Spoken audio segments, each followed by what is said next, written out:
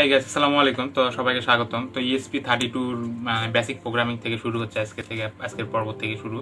তো আমরা এখানে দেখবো যে এটা কিভাবে কম্পিউটার সাথে সেটআপ করতে হয়, কম্পিউটার সাথে কিভাবে কাজ করে। তো এত বেশি ভ্যাকভ্যাক না করে মূল টপিকে যাই যে কিভাবে আমরা ড্রাইভার সেটআপ করব।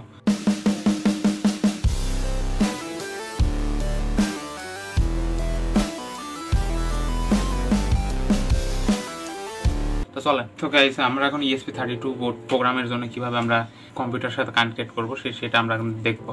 তো দেখেন এখানে ইউএসবি টাইপ বি টাইপের পোর্ট আছে। তো ইউএসবি টাইপ বি টাইপের পোর্ট যখন আমরা এখানে দেখেন কানেক্ট দিয়ে নিব, তো দেখেন এখানে আমরা ইউএসবি টাইপ বি কানেক্ট করে নিলাম। কানেক্ট করে নেওয়ার সাথে দেখেন সেটআপ ড্রাইভার নামে একটা আসলো। তো আমরা কি করব, এখানে ড্রাইভার সেটআপ করব। সেটআপ করার জন্য আমরা কি করলাম, ম্যানেজে গেলাম।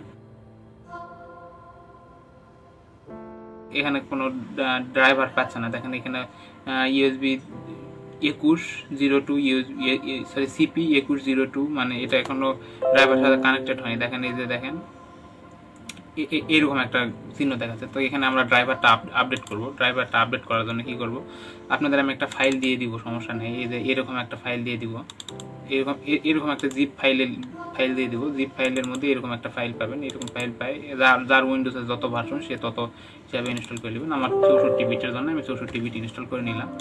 তো ইনস্টল করতে বেশিক্ষণ সময় লাগবে না, দেখেন জাস্ট ইনস্টল হয়ে যাবে। ইনস্টল হলে দেখেন ফিনিশ, ইনস্টল হয়ে গেছে, কাজ শেষ। রিস্টার্ট লেটার না, এখন রিস্টার্ট দিব না। তো এই জিনিসটা খালি খুলে এখানে যাবেন, যা দেখবেন যে এখানে যখন খুলে তখন এটা লাগাই দিবেন, তখন দেখবেন যে ড্রাইভার পাওয়া গেছে। দেখেন এটা দেওয়ার সাথে এখন ড্রাইভার পাওয়া যাবে।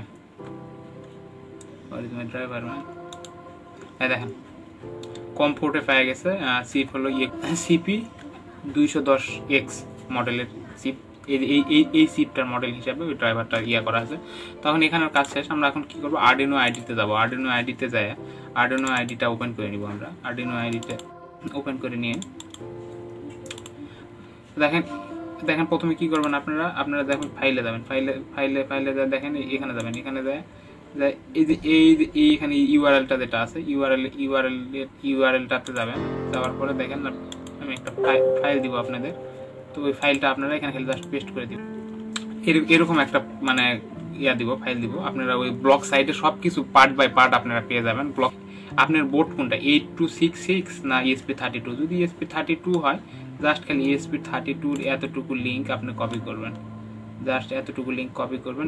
যদি আপনার বোর্ড esp32 হয়, তো আমার বোর্ড esp32, আমি এটার লিঙ্ক কপি করলাম। কপি করে কোথায় গেলাম, এই যেখানে গেলাম, ফাইলে গেলাম। ফাইল থেকে এখানে আসে এই জিনিসটা খালি পেস্ট করে দিব। কন্ট্রোল ভি, পেস্ট হয়ে গেল। এই ওকে করে দিলাম। আপাতত এই পর্যন্ত কাজ শেষ। তো ওই কাজটা শেষ হলে আমরা কি করবো, একটা লাইব্রেরি ফাইল অ্যাড করবো। হ্যাঁ, তো লাইব্রেরি ফাইল অ্যাড করার জন্য আমাদের কি করতে হবে, আমাদের লাইব্রেরি ফাইল অ্যাড করার জন্য এখানে যেতে হবে। যাই এখানে লাইব্রেরি আছে, তো এখানে ক্লিক করতে হবে। আমার একটু সমস্যা, যার কারণে লোড বেশি দিচ্ছে। আপডেট হবে, এটা আপডেট হোক, সমস্যা নেই। এটা ডাজন্ট ম্যাটার, যতক্ষণ লাগে আপডেট হয় না। এটা আপনাদের টানে দেবো। হ্যাঁ, আমাদের কাজ শেষ। এখন আমাদের এখানে কি করা লাগবে, এখানে দেখেন জাস্ট esp32 লিখবো। আমরা কি লিখবো, esp32। দেখেন esp32 লিখছি। লেখার পরে এখানে যেটা লেটেস্ট ভার্সন পাবেন, আপনারা যেটা লেটেস্ট ভার্সন পাবেন সেটা আপনারা ডাউনলোড করে নেবেন। তো দেখেন এখানে লেটেস্ট ভার্সন 1.3 এটা জাস্ট ইনস্টল করবেন। এখানে ইনস্টল করলে আপনাদের এখানে ডাউনলোড হয়ে আপনারা মনে করেন যে ইনস্টলিং হয়ে যাবে। তো ইনস্টল হতে বেশিক্ষণ সময় লাগে না, আবার নেট খারাপ থাকলে সময় লাগতেও পারে। এখানে ইনস্টল হয়ে গেল। আমার ইনস্টল হয়ে গেল। এই যে দেখেন ইনস্টলের লেখা উঠছে, আপনারা ইনস্টল করে নেবেন। লেটেস্ট যে ভার্সনটা পাবেন সেটা ইনস্টল করে নেবেন। যাই হোক, আমার ইনস্টল হয়ে গেছে। তো এখানে আমরা কেটে দিলাম দিয়ে এখন আমাদের বোর্ডটা এখন মনে করেন যে esp32 প্রোগ্রাম করার জন্য রেডি হয়ে গেল। তখন আমরা কি করবো, যে আবার এই বোর্ডটা আমরা কানেক্ট করে নিব। দেখেন এখানে বোর্ডটা আমরা কানেক্ট করে নিলাম। বোর্ডটা আমরা এখানে কানেক্ট করে নিছি। কি হলো, বোর্ডটা আমরা কানেক্ট করে নিচ্ছি। এখন বোর্ডটা কানেক্ট করার পর আমরা এখানে বোর্ডটা আমরা সিলেক্ট করব। তো দেখেন এখানে আসার পরে টুলসে আসবেন। বোর্ডটা সিলেক্ট করার জন্য এখানে টুলসে আসবেন। টুলসে আসে esp32। আমার এটা ডেপ মডিউলটা কিভাবে বুঝলাম, 32 ডেপ মডিউল ক্লিক করা আছে। ডেপ মডিউলটা কিভাবে বুঝলাম, দেখেন এখানে লেখা থাকবে যে আপনি এটা কোন মডিউল। দেখেন আমার এখানে লেখা আছে যে esp32s লেখা আছে। কই গেল esp32, দেখেন esp32 আমরা কি করলাম, ডেপ মডিউলে ক্লিক করে দিলাম।